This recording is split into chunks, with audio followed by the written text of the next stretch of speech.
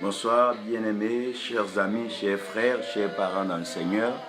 C'est donc une grâce, un plaisir, un bonheur pour nous d'être ensemble ce soir pour partager, s'instruire et comprendre donc la parole de Dieu. Vous savez que la parole de Dieu est révélée par Dieu lui-même et il lui plaît donc de s'adresser à qui il veut et de parler au travers de qui lui Dieu veut. Aujourd'hui, j'aimerais entrer dans une préoccupation assez importante et tellement importante que j'aimerais prier que le Seigneur me donne donc toute la capacité, toute la simplicité, l'humilité et surtout les mots pour pouvoir traduire pleinement ce que Dieu veut et ce qu'il veut que je vous dise, que je sois pleinement disposé comme son canal pour vous donc apporter sa parole. Sachez que l'amour régnera toujours pour la gloire de Dieu. L'amour régnera toujours pour la gloire de Dieu. Donc, si l'amour règne toujours pour la gloire de Dieu, ça veut dire que l'amour de Dieu dispose le règne de Dieu. Et Dieu nous a créés par amour. Et puisque Dieu nous a créés par amour, Dieu nous a créés pour un but.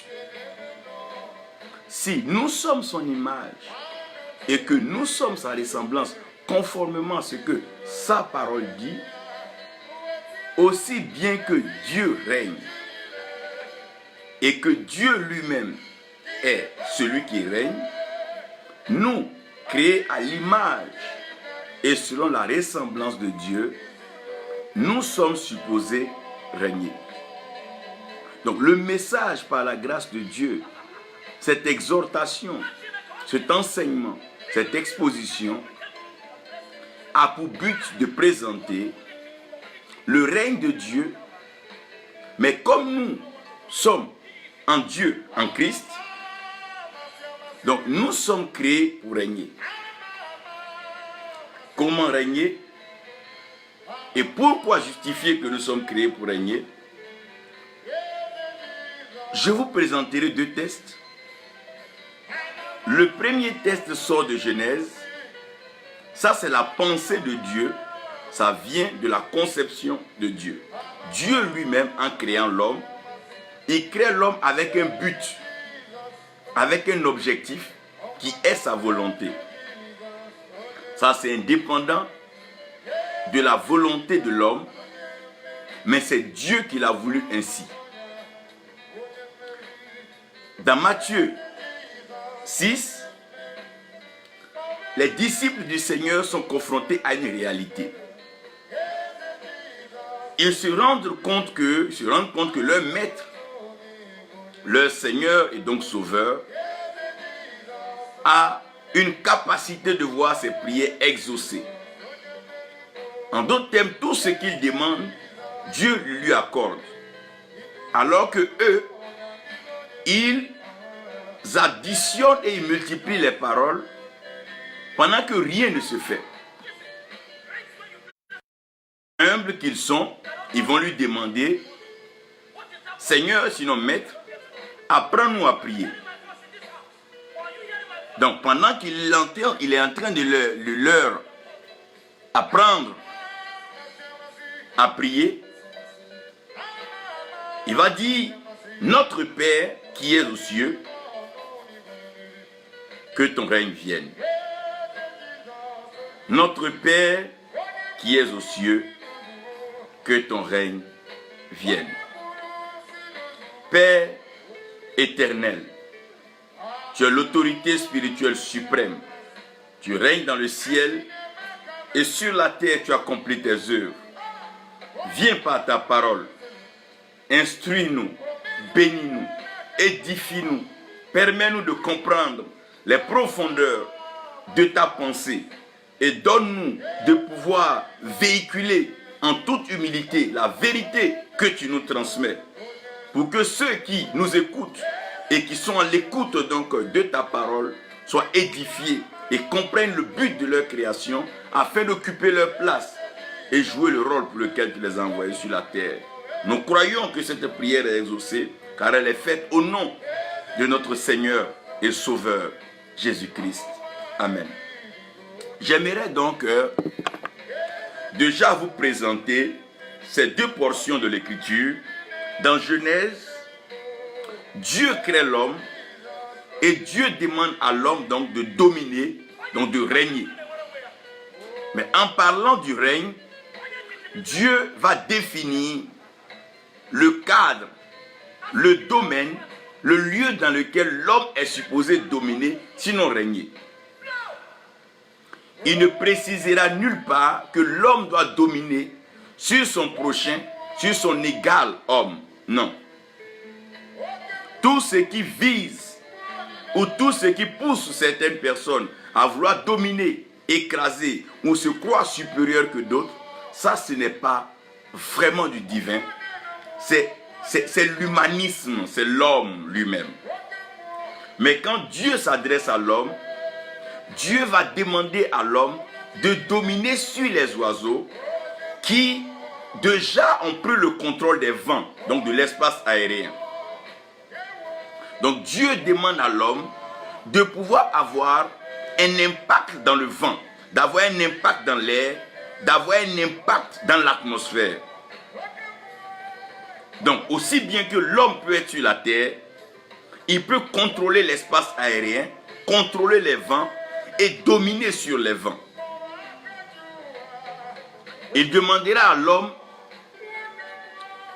de pouvoir, étant à son image et à sa ressemblance, de vivre de la parole. Et la parole est un feu dévorant. Donc il baptise déjà l'homme par sa parole, qui est le feu dévorant. Quand Dieu crée l'homme, que Dieu bénit l'homme en parlant, Dieu bénit l'homme avec sa parole, et la parole de Dieu est un feu dévorant. Donc Dieu demande à l'homme de savoir faire usage du feu et de savoir manipuler et utiliser le feu à bon escient. Il dit à l'homme de dominer sur les poissons qui sont dans les eaux. Donc il dit à l'homme que l'homme doit pouvoir régner et dominer sur les eaux, de telle sorte que aucun esprit, aucun démon, aucune voix maritime ne puisse influencer, affecter, défaire et détruire l'homme. Il dira à l'homme aussi de dominer sur tous les animaux, mais il précise que tous les reptiles qui rampent à la surface de la terre. Donc Dieu demande à l'homme de pouvoir régner sur la terre et de pouvoir régner sur tout animal, donc sur toute animosité. Tout ce qui est animal, qui se meut à la surface de la terre, l'homme doit pouvoir dominer sur ça. Donc, il donne une mission de règne à l'homme, mais une mission bien définie dans 3 domaines respectifs, mais avec le feu. Il demande à l'homme de dominer dans le vent, dans les eaux et sur la terre. Ce qui fait que la création de l'homme va révéler ces 4 éléments. Quand Dieu doit créer l'homme, la Bible dit que Dieu va prendre la poussière de la terre, donc l'élément terre déjà entre ici dans la création. Dieu va mettre de l'eau dans cette terre pour avoir donc l'argile qui est bien expliqué lorsqu'il s'adresse à Jérémie. Il dit va dans la maison du potier, et le potier a de l'argile en main, il n'a pas la poussière en main, il a de l'argile en main. Donc quand Dieu prend l'homme de la poussière de la terre, avec l'apport de l'eau, la poussière devient maintenant agileuse et malléable. Et une fois qu'il forme la maquette, il souffle dans les narines de cette maquette-là le souffle de vie qui est le vent. Et le vent que Dieu souffle maintenant dans cette matière permet à cette matière inanimée, cette matière sans mouvement, sans vie, de devenir une âme vivante. Donc l'homme étant devenu une âme vivante, n'est pas encore déterminé sur le type de vie que l'homme va mener. Et Dieu maintenant choisit de bénir l'homme. La Bible dit, et Dieu bénit l'homme, et Dieu les bénit. Donc quand Dieu a créé l'homme, Dieu n'a jamais, et il n'a pas maudit l'homme, mais la parole universelle, la parole première que Dieu va adresser à sa créature, c'est une parole de bénédiction. Et dans cette bénédiction, Dieu va dire à l'homme d'être fécond, de se multiplier, oh mon Dieu, de remplir afin d'assujettir pour dominer. Donc dans tout le processus que Dieu va développer, la finalité, c'est la domination, sinon le règne. Et cela étant bien clair, vous allez remarquer que dans chaque pays, pour que le pays puisse être en paix et que ceux qui ont le pays dominent et règnent dans le pays, ils doivent avoir une force, qui est une force impériale imparable, qui est dans l'air, qu'on appelle les forces de l'air. Et les forces de l'air ont pour but de pouvoir repérer toute opération lointaine ou toute opération qui se passe sur la terre. Parce que de là-haut, on a une meilleure vue. Donc Christ, étant assis à la droite du Père dans les lieux élevés, contrôle depuis tout l'espace et il peut voir avec précision tout ce qui se passe sur la terre.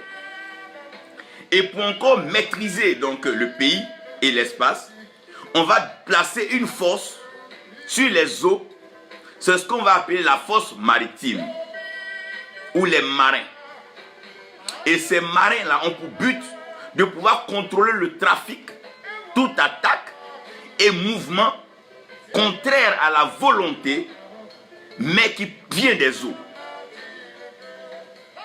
Et donc après les marins, il y a une force que nous connaissons plus, qui est tout le temps avec nous. C'est cette force-là qu'on appelle la force terrestre, ou les fantassins, qui ont pour but de pouvoir donc apporter leur assistance sur la terre. Donc quand Dieu crée l'homme, Dieu lui accorde cette mission de pouvoir régner dans les airs. C'est pour ça qu'un enfant de Dieu peut combattre dans les airs par la parole de Dieu, peut combattre sur les eaux, dans les eaux, par la parole de Dieu, et peut combattre sur la terre et dans la terre par la parole de Dieu. Donc, ces éléments de la création-là, Dieu a créé ces éléments-là avec leur pouvoir. Donc, l'eau a son pouvoir, le vent a son pouvoir, le feu a son pouvoir et la terre a son pouvoir. C'est pour ça que vous allez remarquer qu'avec ces éléments-là, on peut faire des choses aussi bien bonnes que mauvaises. Donc, la terre a son pouvoir. C'est pour ça un autochtone, quelqu'un qui a un droit de terre, a des avantages que la terre lui accorde parce que la terre a un pouvoir. L'eau a un pouvoir. C'est pour ça que des hommes peuvent aller au bord de l'eau, faire des incantations, des prières, et vous voyez que cela peut marcher. De la même façon, le vent a un pouvoir. C'est pour ça qu'on peut ordonner au vent, on peut mettre une malédiction dans le vent. Et cette malédiction peut localiser quelqu'un et aller atteindre la personne. Vous connaissez le pouvoir du feu, je ne vous informe pas. Lorsque quelqu'un vous agresse avec une arme à feu ou avec le feu, vous êtes obligé de vous soumettre et de vous appliquer à ce que la personne vous dira. Donc, déjà Dieu crée l'homme, mais avant que l'homme ne soit créé, les éléments qui vont constituer la création de l'homme, eux-mêmes ont un pouvoir. Donc, puisque le vent a un pouvoir, le feu a son pouvoir, la terre a son pouvoir, et que l'eau aussi a son pouvoir, si Dieu demande à l'homme de pouvoir régner, ça veut dire que Dieu doit pouvoir mettre certaines choses en l'homme qui permettront donc à l'homme de pouvoir, sans complication, dominer et régner dans ce domaine. Parce que quand l'homme va aller vers le vent lui présentera son pouvoir. Nous voyons des grands vents comme des cyclones, nous voyons des grands vents qui sont nommés ça et là comme des Katrina, nous voyons des grandes tempêtes qui emportent des terres, qui emportent des maisons, qui emportent des biens, qui emportent des vies. On ne peut pas calculer. Je ne vous parle pas des eaux qui font des hautes marées, des hautes montées, qui engloutissent des terres, qui engloutissent des vies. Vous voyez ça constamment. Je ne vous parle pas aussi du pouvoir de la terre, qui a une capacité de pouvoir s'ouvrir, comme par séisme ou par tremblement de terre. Vous connaissez ces choses-là. Et le feu, vous êtes conscient de ce qui se passe en Australie et qui s'est passé dans les temps déjà. Je ne vous amène même pas seulement à voir des feux de brousse, mais regardez aussi des feux de ville où nous voyons des incendies, des fils électriques embrasés. C'est pas facile. Le feu a son pouvoir, la terre a son pouvoir, l'eau a son pouvoir. Oui, l'eau a son pouvoir, le vent aussi a son pouvoir. C'est pour ça celui qui prend le vent a un pouvoir. Celui qui prend la voie de l'eau a un pouvoir. Celui qui prend la terre a un pouvoir. Et celui qui a le feu a un pouvoir. Donc quelqu'un qui vient vers toi avec une arme à feu, il a un pouvoir, quoi qu'on dise. Tu ne peux pas l'arrêter comme ça parce qu'il a un pouvoir. Donc pour que l'homme puisse régner, Dieu va placer les fondements du règne. Et le premier fondement du règne, c'est l'autorité. Je vous ai expliqué que la terre a un pouvoir. Le feu a un pouvoir, le vent a un pouvoir, l'eau a un pouvoir. Mais c'est que ces éléments n'ont pas, ces éléments n'ont pas l'autorité. Parce que l'autorité, c'est la parole de Dieu. Tu peux avoir le pouvoir, mais si tu n'as pas d'autorité, ton pouvoir est limité. C'est pour ça que vous allez remarquer que quand on parle d'autorité, on parle de ce qui demeure, ce qui permet à ce que tout le monde puisse se reconnaître et surtout se soumettre. Donc puisque Dieu est l'autorité spirituelle suprême et que Dieu est sa parole et que sa parole est l'autorité spirituelle suprême, Dieu définit le règne à partir de sa parole. Donc celui qui a la parole de Dieu en lui, il a directement l'autorité de Dieu en lui. Donc comme tu as l'autorité de Dieu en toi, le pouvoir du vent, le pouvoir de l'eau, le pouvoir de la terre, le pouvoir du feu ne peuvent pas t'engloutir. C'est pour ça que Shadrach, Meshach, Abednego pouvaient rester dans le feu sans être consumés par le feu parce que tout pouvoir est soumis à une autorité. Donc le feu lui-même est soumis à la parole de Dieu parce que c'est la parole qui est courant. Le vent, oh mon Dieu, est soumis à l'autorité de la parole de Dieu. Ça, Noé, par la parole de Dieu, pouvait parler au corbeau, parler à la colombe, et la colombe allait revenir, exécuter exactement ce que Noé lui a dit. Pourquoi? Parce que l'autorité, c'est la parole. Regardez dans les eaux, le gros poisson, il ne pouvait pas manger Jonas. Non, non, non. Il ne pouvait que l'avaler, le transporter, aller le déposer au bord de Ninive. Pourquoi? Parce que Jonas avait en lui le mandat, la volonté de Dieu qui est l'autorité. Donc la première des choses que Dieu donne pour pouvoir régner, c'est l'autorité. Quand on parle de l'autorité, c'est la parole de Dieu. Il a dit qu'il a élevé sa parole au-dessus de tous ses noms. Donc l'eau a son pouvoir, la terre a son pouvoir, le feu a son pouvoir, le vent a son pouvoir. Mais les pouvoirs de la création ne peuvent pas être au-delà de l'autorité spirituelle qui est la parole de Dieu. C'est pour ça Jean, et c'est pour ça Pierre marchait sur l'eau à cause de l'autorité qui est la parole de Dieu. Donc, lorsque un enfant de Dieu a compris l'essentiel qui est la parole de Dieu, directement il a l'autorité sur la création. Parce que l'autorité est dans la parole de Dieu. Et l'autorité ne dépend pas de la volonté. Une autorité, elle est établie, on se soumet, on respecte l'autorité.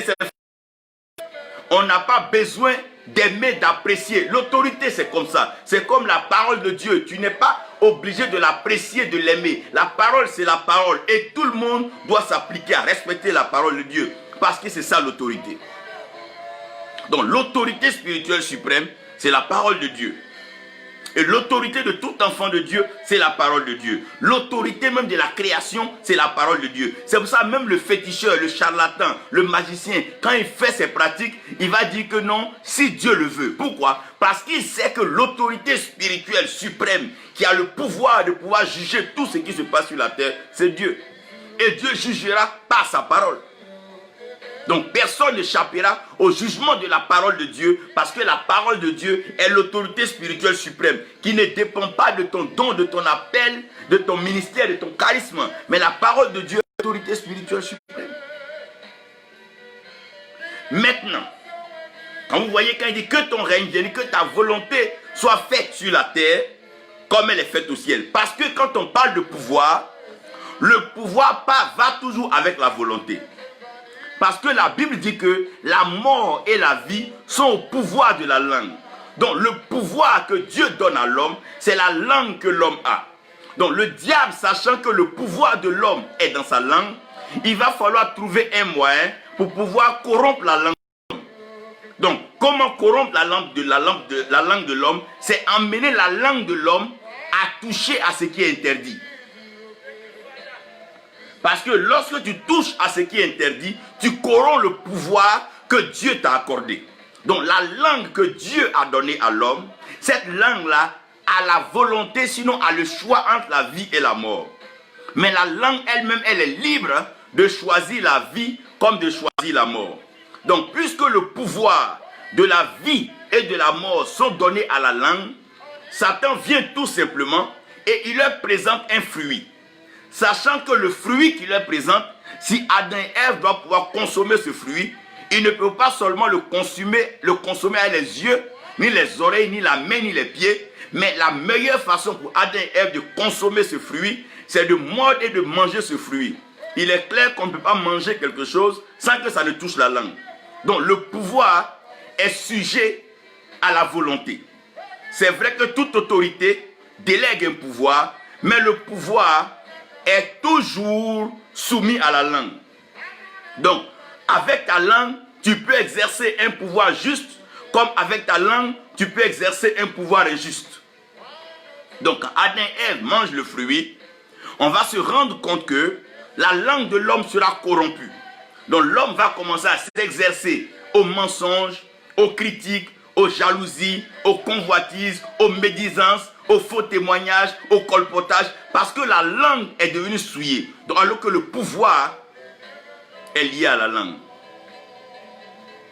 C'est ce que Dieu va corriger le jour de la Pentecôte quand il vient par le Saint-Esprit. Il leur envoie des langues de feu.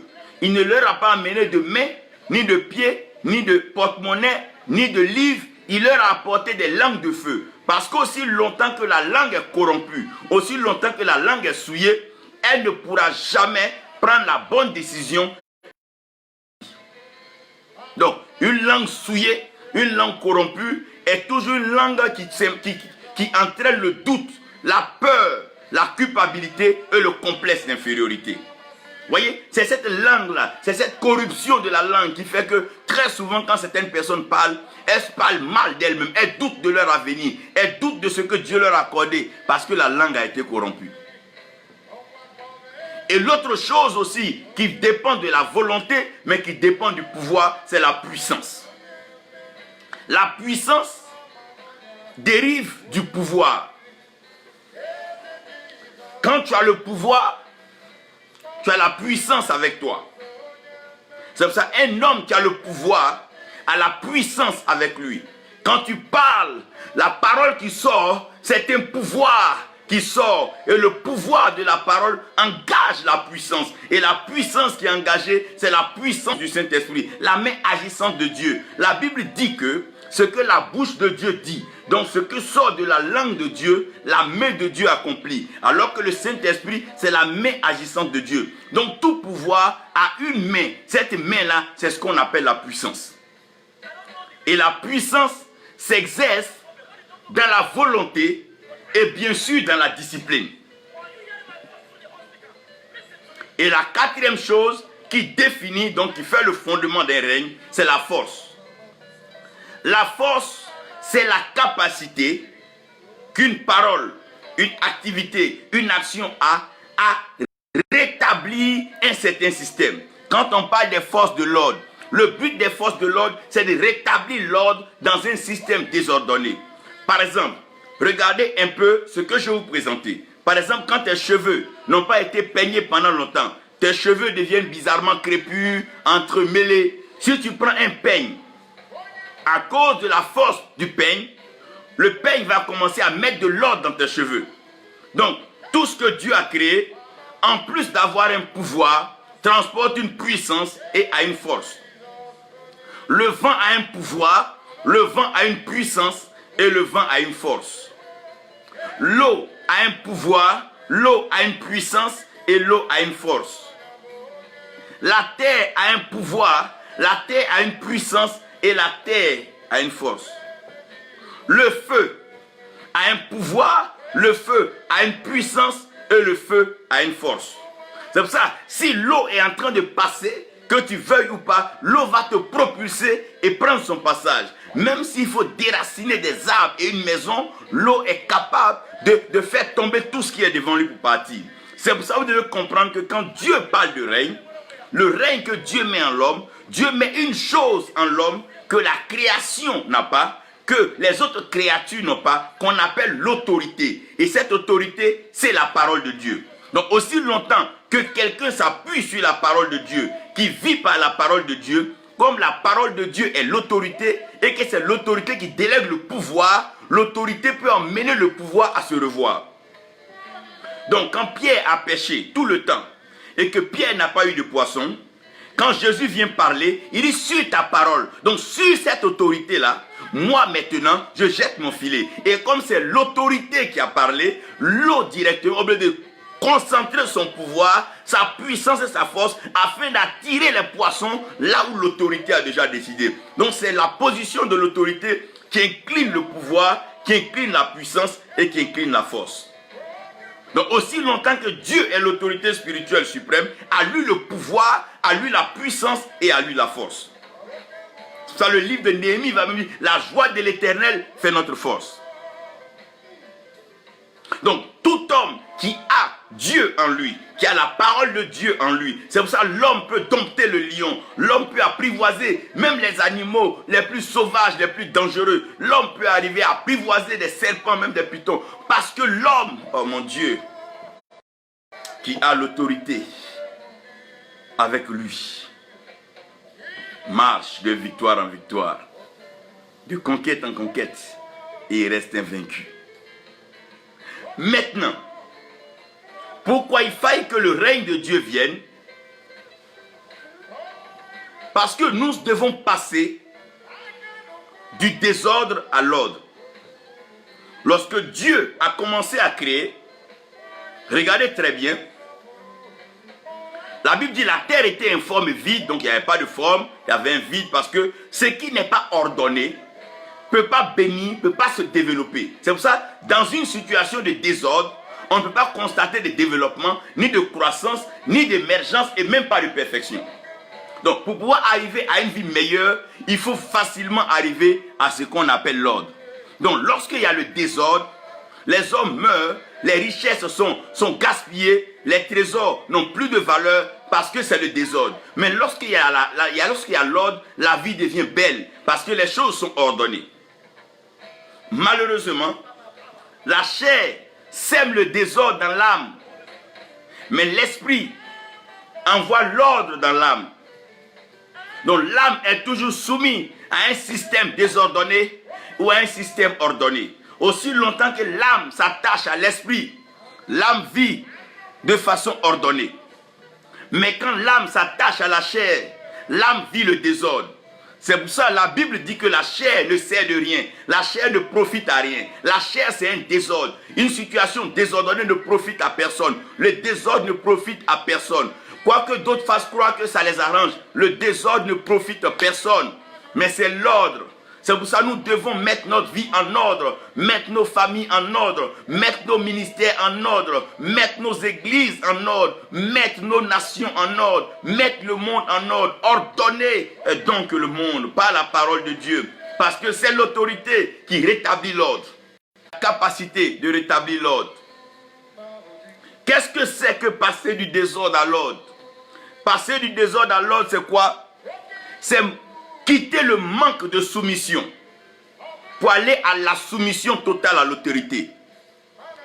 Qu'est-ce que j'appelle le manque de soumission? J'appelle le manque de soumission voir une autorité et ne pas vouloir se soumettre à l'autorité pour des raisons qu'on peut évoquer. Non. Lorsque Adam et Ève ont entendu la parole de Dieu, il n'est plus question de s'aligner, s'associer, écouter, ou bien même être partenaire avec quelqu'un ou quelque chose d'autre qui est contraire à l'autorité. Lorsque l'autorité est établie pour tout le monde. Tout le monde doit pouvoir se soumettre à l'autorité. Donc quand il s'agit de Dieu, de la parole de Dieu n'est pas à discuter, la parole de Dieu n'est pas à analyser s'il faut l'accepter ou pas. La parole de Dieu est la parole de Dieu. Tout ce que Dieu nous demande, c'est de nous soumettre à la parole de Dieu. À quel moment l'ordre commence à régner? L'ordre commence à régner quand les enfants de Dieu et les hommes du monde commencent à se soumettre à la parole de Dieu.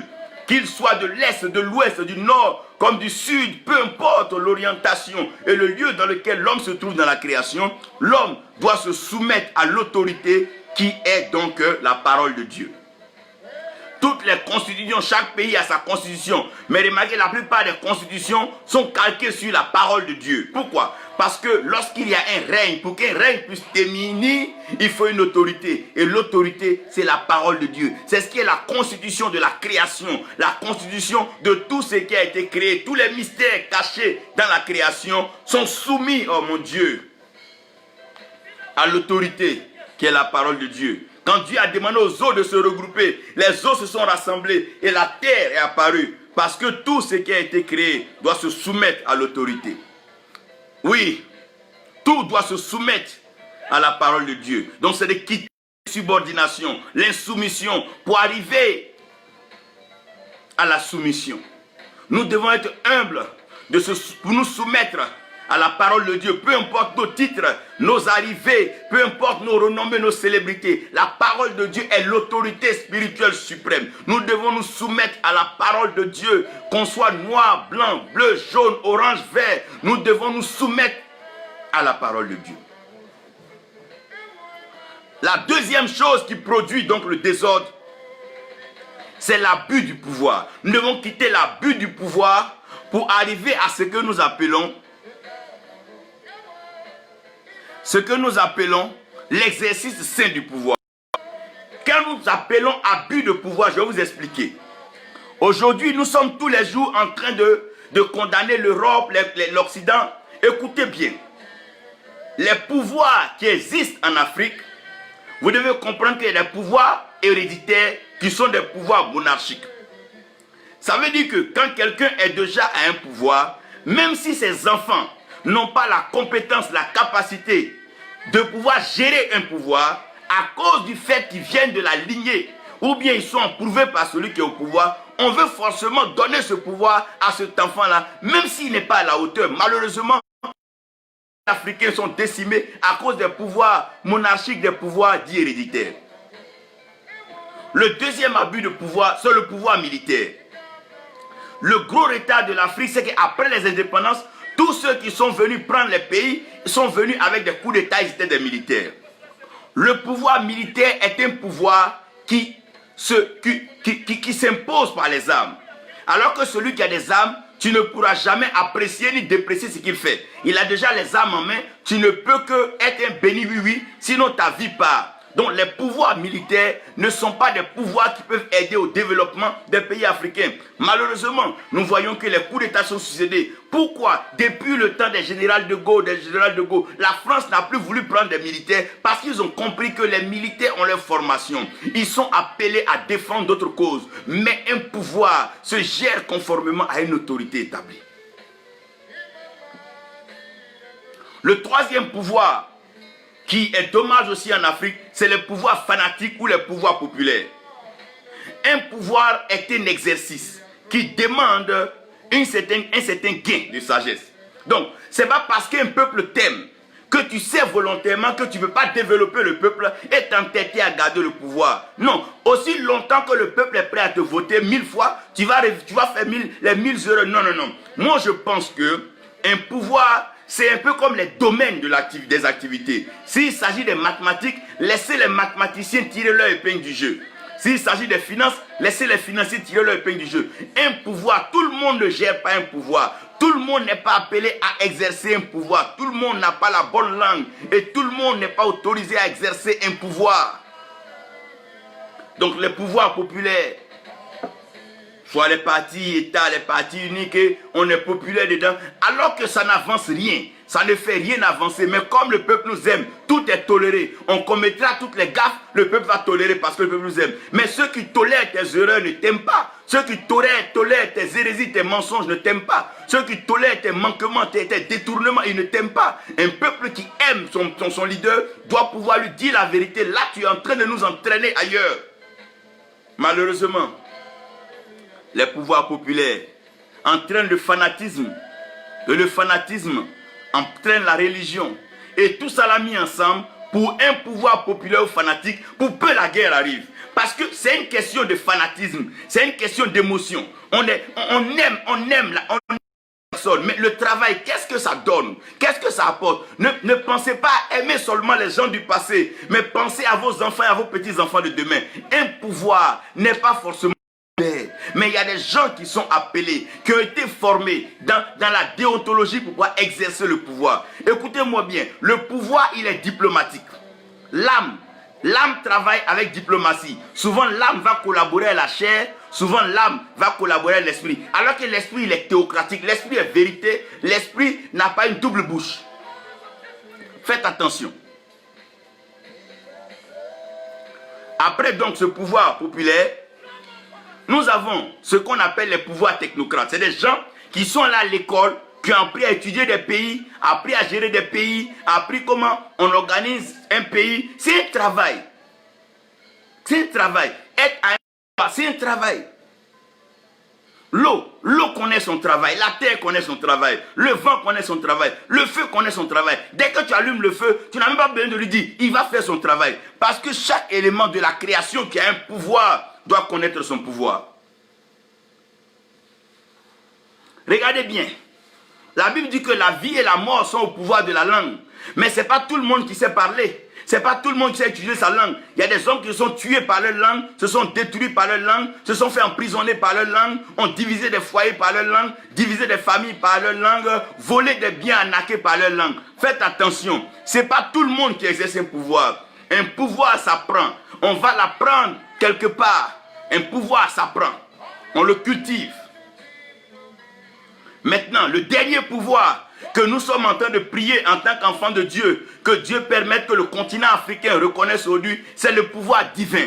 Quelqu'un que Dieu prend, que Dieu met au pouvoir et qui ne tolère pas donc les amusements et les mauvais agissements des hommes, mais qui à tout temps est prêt à présenter Dieu, mais qui n'est pas aujourd'hui en train de faire semblant de rire avec des serviteurs ou bien des hommes de Dieu et le lendemain dans une loge quelque part en train de donc baptiser. Vaut mieux alors avoir une position. Ou bien tu décides d'être pour Dieu et tu es pour Dieu. Ou bien tu décides d'être pour le diable et tu es pour le diable. Mais de grâce, ne distrayez pas quand même. Ne vous amusez pas avec la foi des enfants de Dieu. Nous sommes en train de prier pour des pouvoirs inspirés par Dieu, des personnes qui vont venir. Elles ne seront pas égoïstes, elles ne penseront ni à elles, ni à leur famille, ni à leur ethnie, ni à leur groupe religieux, mais qui vont penser à l'avenir de cette terre, lui donner de la valeur, la revaloriser, lui donner une cote de telle sorte que quand les puissances étrangères voient cette terre, ils disent oui, cette terre a de la valeur. Une personne qui va entendre Dieu lui donner les plans de direction de la nation, qui va apprendre à se former selon la pensée de Dieu, s'instruire dans la Bible. Je parle des gens qui vont régner un peu comme David. Sinon, l'abus de pouvoir va toujours s'aimer le désordre.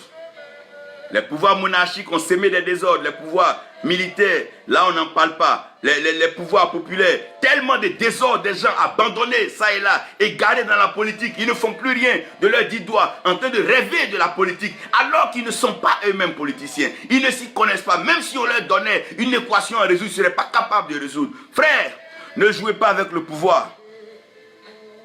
Ne jouez pas avec le pouvoir. Ne jouez pas avec le pouvoir. Tous ceux qui sont en position de pouvoir rendront un compte sérieux à Dieu. Qu'est-ce qu'ils ont fait? Des vies des personnes, des biens et surtout de la terre. Ils rendront compte à Dieu. Après le pouvoir, passer du mauvais usage de la puissance au bon usage. Quand je ne peux pas comprendre, je vois la puissance qui est déployée dans nos villages, la puissance qui est déployée dans nos campements. Avec quelle force les sorciers peuvent aller tuer des gens, avec quelle force ils peuvent gâcher des vies, gâcher des familles, rendre des gens muets, sourds, aveugles, tout. Mais avec toute cette puissance-là, ils n'ont pas pu préserver l'Afrique et le continent. Je suis étonné, mais c'est un mauvais usage de la puissance. Une puissance qui n'est qu'en train de maudire, en train de tuer, en train d'appauvrir, en train de faire des fous, en train de faire des crimes rituels, des sacrifices. Mais c'est non, mon Dieu, c'est une puissance maléfique. Un mauvais usage de la puissance. C'est pas parce que tu as le feu que partout tu passeras, on parlera de feu de brousse ou d'incendie. S'il vous plaît, le feu sert encore mieux à cuire des aliments. Le feu sert à purifier l'or de grâce. Un mauvais usage de la puissance. Parce qu'on a la puissance, on maudit ça et là, pour rien. On ne peut pas enseigner les enfants à croire en Dieu. On veut manifester quelque chose. Qu'est-ce que tu veux manifester? Ils ont besoin de connaître Christ, ils ont besoin de connaître Dieu. Avec tous ces pouvoirs mystiques, maléfiques, ces concentrations de sorciers en Afrique, tellement la puissance est mal utilisée, elle ne sert même pas, même au village, au campement. Il n'y a même pas d'électrification, il n'y a pas d'eau potable ni rien. Mais ces pouvoirs puissants, ces puissances-là, sont là dans ces villages-là, en train de tuer les jeunes, tuer les cadres, décimer ceux qui sont en train de réussir, aller barrer la route à des avions, provoquer des clashs, tuer des gens, accepter des épidémies, des pandémies, ça et là. Un mauvais usage de la puissance. Un mauvais usage de la puissance. Quelle puissance l'Afrique n'a pas? Quelle puissance l'Afrique n'a pas connue? On vous parle déjà des hommes très puissants, des puissants guerriers, comme les Babemba. On vous a parlé des Samori Touré. On vous a parlé des Adzinga et tout, sans même vous parler des hommes riches comme Kankan Moussa. Mais qu'ont-ils fait de ces puissances? Je m'interroge quand je lis les épopées d'Afrique, quand nous sommes assis et que les grands-parents nous baissent des grands événements de l'Afrique, on nous dit ces grands noms. Mais qu'est-ce qu'ils ont pu faire? Mais regardez bien, ces mêmes Africains partis esclaves, sans grande puissance, mais étant dans un lieu de développement, ils ont commencé à apporter une contribution aux États-Unis. Mais les autres qui sont restés ici, qui n'étaient pas esclaves, ils n'ont fait qu'amplifier la méchanceté. Tout le monde est puissant. Tous les ministères sont puissants, mais l'évangile n'est pas prêché. Tous les ministères sont puissants. Ça démontre à toutes les veillées, à toutes les soirées. Et pourtant, les hommes ne sont pas convertis. L'évangile n'est pas prêché. On n'entend pas parler de Jésus. Mais chacun dit qu'il est puissant. Et il dit même son ministère est puissant. Le mauvais usage de la puissance. J'ai bien peur que si un jour les pays africains devenaient les premières puissances mondiales, je vous dis la vérité, ces bombes ne resteraient pas dans nos industries nucléaires. Les Africains, avec leur ego, leur orgueil, vont utiliser... Attention, pour que quelqu'un ait une puissance, il faut qu'on teste sa moralité, sa à pouvoir penser bien. Si quelqu'un qui est mauvais, qui est méchant, jaloux, a la puissance, c'est dangereux. Dieu même sait pourquoi il n'accorde pas la puissance à tout le monde. Ça, c'est terrible. Si Dieu n'a pas voulu donner d'âme et qu'il a voulu que Lucifer soit l'ange de lumière et qu'il gère les louanges et l'adoration, s'il ne lui a pas donné les âmes de l'archange Michel, Dieu seul sait pourquoi. Le mauvais usage de la puissance et la mauvaise application de la force. Comment est-ce que la force s'applique? Je n'ai pas voulu détailler la puissance et la force comme ce que j'ai dit du pouvoir, mais pour que vous compreniez un peu, une force s'applique au lieu nécessaire. Quelqu'un a mal dans un lieu précis, applique la force à ce lieu-là pour résoudre le problème. Mais ne nous déplace pas la force pour aller l'appliquer à un autre endroit. Et c'est dommage. Quand on pose un problème X, au lieu de le résoudre ici, au lieu d'appliquer la force pour résoudre le problème X, on va t'envoyer vers Y ou bien vers B. C'est-à-dire on va te faire perdre quelque part. Au lieu de résoudre les problèmes ponctuels avec les forces que nous avons, malheureusement, une mauvaise application des forces. Et je prie Dieu que nos forces de l'ordre, de plus en plus, aident vraiment à rétablir l'ordre dans les nations. Les forces de l'ordre doivent rétablir l'ordre, doivent jouer leur rôle, permettre à ce que le désordre cesse, permettre à ce qu'il n'y ait pas de ces vols, ces agressions, ces tueries inutiles, jusqu'à ce que des actes inexplicables arrivent dans les aérodromes et des aéroports. Mais il y a lieu quand même qu'on revoie certaines choses. Les forces de l'ordre ont pour but d'appliquer là où il se doit. La force doit être appliquée là où il se doit. Nous devons savoir appliquer la force. Nous devons savoir appliquer la force. Quand la force, elle est forestière, elle doit travailler dans la forêt pour que ceux qui veulent détruire la forêt soient même poursuivis. Mais la forêt, elle ne peut pas se retrouver en ville en train de se promener, non. De grâce. Quand la force maritime n'est plus sur l'eau, qu'elle est en train de se pavaner. Non, comprenez un peu que si la force n'est pas bien appliquée, c'est comme si elle n'existait pas. C'est comme un comprimé que tu dois avaler. Ta tête, tu as mal à la tête, ça fait quoi? On dit d'avaler le comprimé, applique bien. Ça veut dire que la parole de Dieu doit être bien comprise et bien appliquée. Donc le plus important, ce n'est pas de comprendre la parole, mais c'est de bien l'appliquer. Il dit maintenant que vous connaissez la vérité, vous serez heureux si vous la pratiquez. C'est la mise en pratique, c'est cette force, cette volonté, ce désir de pouvoir faire exactement ce que Dieu nous demande. Qu'est-ce qui va amener les hommes du désordre à l'ordre? Mais c'est la parole de Dieu. La parole de Dieu rétablit le désordre dans les nations. La parole de Dieu rétablit le désordre dans les pouvoirs. La parole de Dieu rétablit l'ordre dans les puissances. La parole de Dieu rétablit l'ordre dans les forces. Aussi longtemps que nous allons laisser la parole de Dieu être notre guide, être notre soutien, être notre support, être au-dessus de nous, que nous allons mettre cette parole par la crainte de Dieu et l'amour que nous avons pour Dieu. Si nous arrivons à aimer Dieu comme nous aimons nous-mêmes et que nous arrivons à aimer sa parole, que nous aimons notre prochain, la parole de Dieu l'un envers l'autre. Nous allons devoir l'amour les uns envers les autres. Nous n'utiliserons pas le nom de notre prochain en vain, comme nous n'utilisons pas le nom de Dieu en vain. Nous n'allons pas commettre l'adultère avec la femme de notre prochain parce que nous l'aimons comme nous-mêmes. Si nous arrivons à pouvoir mettre la parole de Dieu à sa place, l'accepter comme autorité spirituelle et suprême, alors l'ordre régnera. L'ordre doit régner et l'ordre régnera. La Bible dit que tout genou fléchira et toute langue confessera que Jésus-Christ est Seigneur. Oh mon Dieu, à la gloire de Dieu, toute langue confessera. Tout genou fléchira et toute langue confessera. La parole de Dieu sera prêchée aux extrémités de la terre.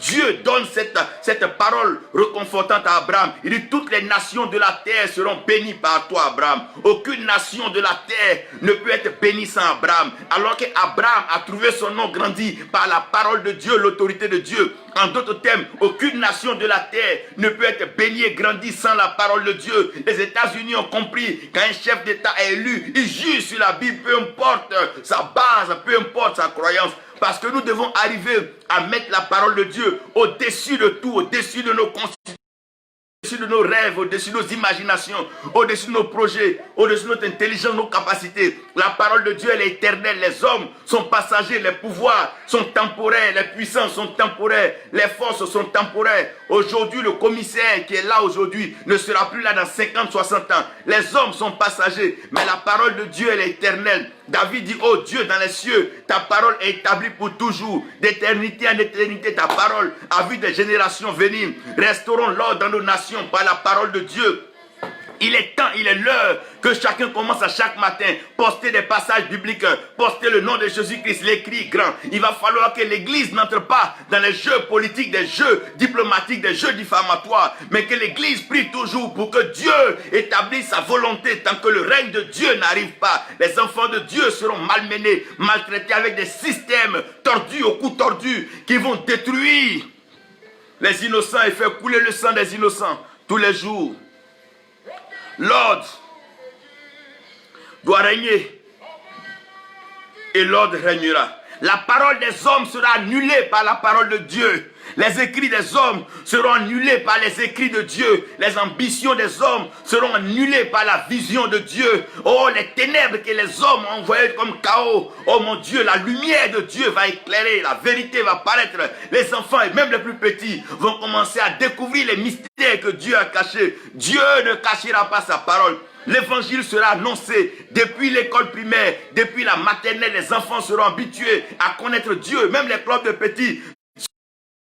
Des initiations à l'amour de Dieu, la parole de Dieu. La parole de Dieu sera comme un livre de lecture au choix dans nos écoles, dans nos établissements. Alors la délinquance juvénile, la drogue, ce désordre sexuel va cesser. Comment pouvez-vous comprendre un tel désordre jusqu'à ce que des pères élevés aînés soient en train d'abuser des petites filles de 1, 2, 3 ans? Quel est ce désordre? Qu'est-ce qui se passe? Oh, l'homme est tombé sur la tête. Quel désordre!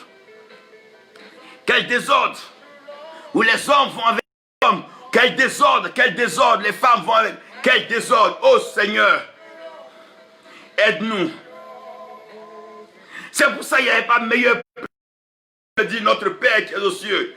Que ton règne vienne, et que toi, ta volonté soit faite sur la terre comme elle est faite au ciel. Pas la volonté des hommes, pas la volonté des groupes, des mouvements, des sectes, des réseaux, des religions, non. Ta volonté soit faite sur la terre comme elle est faite au ciel. Oui, que ta volonté soit faite. Que ta parole soit écrite dans les cœurs. Que ta parole inonde les pensées. Si quelqu'un t'envoie des images pornographiques désagréables dans ton inbox, toi, poste-lui des paroles de Dieu. Poste-lui le nom de Jésus-Christ. Poste-lui des témoignages. Envoie-lui cela. Forcément, ne le bloque pas. Envoie-lui la pensée de Dieu. Il finira lui-même, soit par se déconnecter de toi, ou bien adhérer, parce que Dieu est suprême. Personne n'a vaincu Dieu. Personne n'a triomphé si ce n'est Dieu. Et c'est lui qui est plus que vainqueur. Son nom c'est Jésus-Christ, notre Seigneur et notre Sauveur. Et il a triomphé dans la tentation par quoi? Par la parole de Dieu, qui est l'autorité spirituelle suprême. Quand il dit à Satan, il est écrit, Satan ne peut plus rien faire que se soumettre à ce qui est écrit. Parce qu'il a été créé par ce qui est écrit. Toi, tu as été créé pour régner. Oh mon Dieu. Tu as été créé pour régner. Dans le domaine dans lequel tu t'es investi, il va falloir que tu règnes, que tu domines dans ce domaine, que tu arrives. Comment dominer dans le domaine dans lequel tu es choisi? C'est en apportant la volonté de Dieu là-bas par l'autorité de Dieu. Si tu es couturier, envoie la parole de Dieu dans ton salon de couture. Et la parole de Dieu va t'inspirer des modèles que le monde ne connaît pas. Si tu es musicien, chanteur, envoie la parole de Dieu dans ton domaine d'activité. Quand tu es footballeur, envoie la parole de Dieu. Oh, que ton règne vienne, que ta volonté soit faite sur la terre. Transporte la parole de Dieu avec toi. Marche avec la parole de Dieu. Médite la jour et nuit de Josué, là où tu vas rencontrer des peuples terribles. Mais pour pouvoir triompher, va avec la parole de Dieu. Avec la parole de Dieu, Josué a arrêté le soleil, a arrêté la lune. Va avec la parole de Dieu. Oui, que ton règne vienne. Mais la parole de Dieu, Dieu a élevé sa parole au-dessus de tous ses noms. Et le nom de la parole de Dieu, c'est Jésus-Christ. Le nom de la parole de Dieu, c'est Jésus-Christ. À la mention du nom de Jésus-Christ, tout genou fléchira. Et toute langue confessera que Jésus-Christ est Seigneur. À la gloire de l'Éternel, notre Dieu. L'ordre doit régner. Et l'ordre régnera. Toi, tu as été créé pour régner. Donc, maintiens la parole de Dieu comme ton tout, comme ton soutien, comme ton support, comme ton conseiller, comme ton guide, comme ta provision, comme ta protection, comme ta production et encore comme ta transformation. La parole de Dieu n'échoue jamais. Que la grâce de Dieu soit avec toi, que la paix de Dieu soit avec toi. Garde le nom de Jésus-Christ dans ta pensée, dans ton cœur. Même en dormant, continue de prononcer ce nom de Jésus-Christ. Rien ne pourra te nuire. Car tu as en toi celui qui a vaincu la mort, qui a triomphé de la mort, qui est passé à la croix, qui a été crucifié aux yeux de tous et qui a été enseveli et qui est ressuscité d'entre les morts le troisième jour. Celui-là qui est monté, oh mon Dieu, il est monté, il est monté, il est monté, il est monté. Il est monté, il est monté, il est monté, il est monté, il est monté, il est monté, il est monté, il est monté, il est monté, il est monté, il est monté glorieusement. Et dans le triomphe de la gloire, il est monté. Et il est assis à la droite de Dieu notre Père. Il est assis à la droite de Dieu notre Père, intercédant en notre faveur, rappelant à Dieu ce qu'il a déjà accompli en ta faveur et en ma faveur. Car il veut se rassurer que tu règnes, car tu as été créé pour régner. Il est monté pour toi, il est monté pour moi. C'est pour cela que nous régnerons et nous régnons. Au nom de Jésus. Amen.